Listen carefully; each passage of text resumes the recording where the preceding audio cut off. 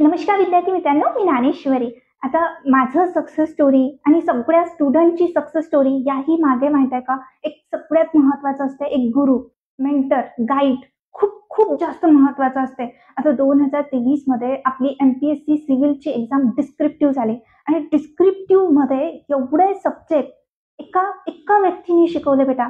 म्हणजे म्हणजे तो व्यक्ती 20 सब्जेक्ट एक व्यक्ती शिकवतो आहे, ते पण डिस्क्रिप्टिव्ह पॅटर्नचे.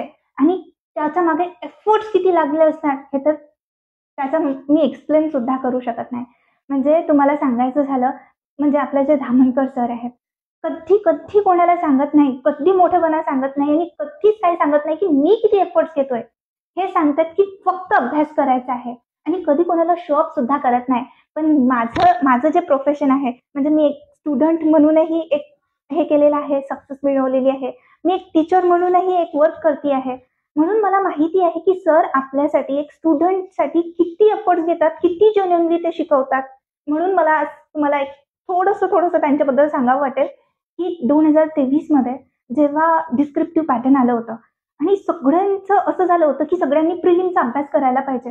पण सरांचं जे मेंटरिंग होतं की सर म्हणायचे की नाही, प्रिलिमच्या आधीच आपले ऑलरेडी काही सब्जेक्ट रेडी व्हायला पाहिजे. तेव्हा जाऊन आपण कुठे मेन्सला जाऊन इथे आपण हे करणार आहोत.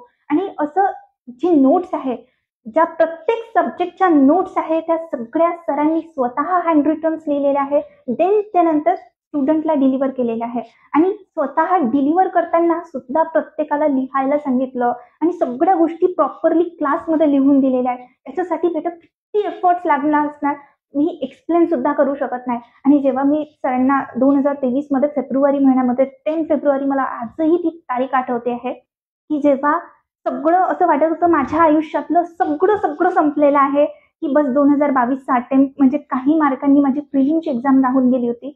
आणि त्यावेळेस असं वाटलं होतं की सगळं काही संपलं. पण त्यावेळेस जेव्हा मी सरांना भेटली तर सर म्हणे, "नाही मॅडम, आता इथे संपलेलं नाहीये, तर इथून न्यू बिगिनिंग आपल्याला करायची आहे आणि आपण MPSCच करणार आहोत आणि आपण जिंकणार सुद्धा आहोत."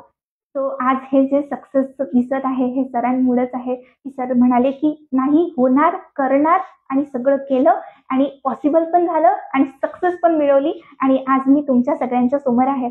आणि सगळ्यात महत्त्वाचं एक गोष्ट सांगावी वाटेल मला की सरांनी, म्हणजे मी जेव्हा सरांना भेटली होती 10 फेब्रुवारी, मला अजूनही तारीख आठवते, 10 फेब्रुवारी 2023ला जेव्हा सगळे लोक प्रिलिमचा फॉर्म फिलअप करत होते, तेव्हा सरांचा almost 50% syllabus handwritten notes ready झालेल्या होत्या. आणि या सगळ्या नोट्स स्वतः सरांनी लिहिलेल्या आहे आणि खूप जास्त एफर्ट्स घेतले आहेत त्याच्या मागे. असं नाही की सर 7 वाजतापासून तर 1 वाजेपर्यंत क्लासमध्ये शिकवतात. बॅकअप कॅमेरा पण खूप सगळे एफर्ट्स आहेत सरांचे. म्हणजे सर लिटरली 2 वाजतापासून रात्री 12 ते 1 वाजेपर्यंत ऑफिसलाच असतात. कशासाठी? माझ्या स्टुडंटचा एक रिझल्ट आला पाहिजे. मला एफर्ट्स घ्यायचे आहे. मला नेहमी सर सांगायचे की मॅडम, मला स्टुडंटची फॅक्टरी तयार करायची आहे म्हणे. आणि आज ते सरांचं स्वप्न म्हणजे असं महाराष्ट्रासमोर दिसतच आहे की यस, रिअलमध्ये ते सगळ्या गोष्टी पॉसिबल होत आहे.